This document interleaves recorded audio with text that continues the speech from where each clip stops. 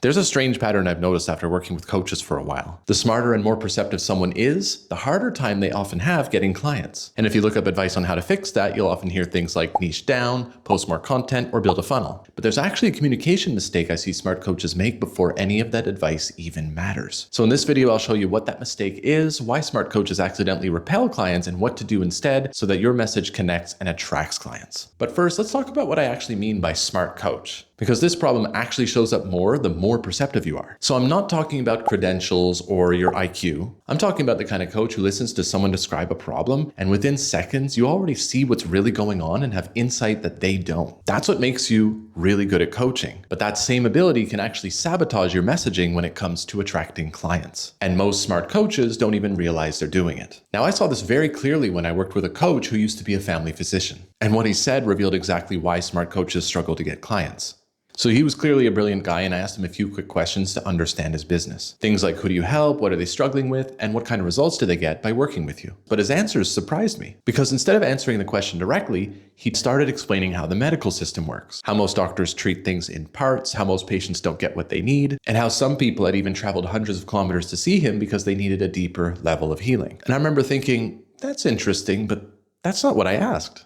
Because what I was expecting to hear is something simple, like I work with people dealing with grief or anxiety or depression, something a potential client could immediately recognize. And it wasn't that it didn't make sense, it did. He was very, very smart, but I was still waiting for the part where he told me who he helps, what they're struggling with, and what actually changes for them after working with him. In other words, none of his intelligence actually translated into anything a client could recognize. And I definitely couldn't turn that into something clients would read and think, oh, this is for me. So I took control and asked him some different questions to get him there so we could create the content he needed. But later on, after the session was over, I realized this isn't just something he was struggling with. It's something I see all the time with smart coaches. They're not describing the problem that the client recognizes. They're describing what's happening underneath it, the mechanism instead of the actual experience the person's having. And if you zoom out to look at what's really happening, they're not speaking from the client's inner world, they're speaking from their own. Because when you understand something deeply, your brain automatically goes to how it works, what's really going on, the root cause. But your client isn't even thinking about that. They're thinking, why do I keep ending up in the same situation? Why does this feel so hard? Or how do I fix this? And when your message skips that, they can't recognize themselves in it. And if someone doesn't recognize themselves in your message, they don't move towards it, they move on.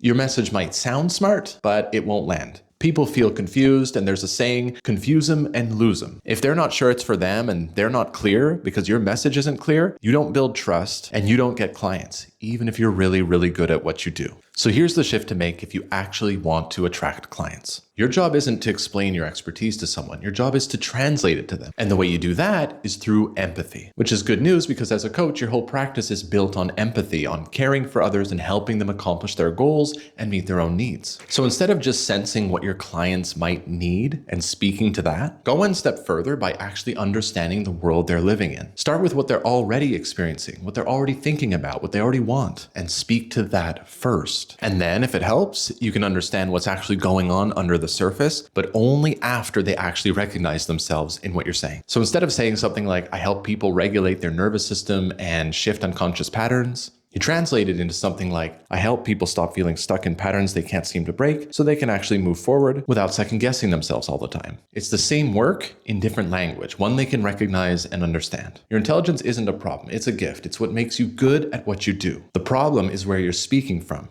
Translate it so that your people can hear you. But even when you get this right, you might still find yourself attracting clients who hesitate on price, who don't fully get the depth of what you do, or who just aren't willing to invest at the level that you know your work deserves. If that's happening, there's a different problem at play. So in my next video, I'll show you why great coaches end up underpaid and how to fix it.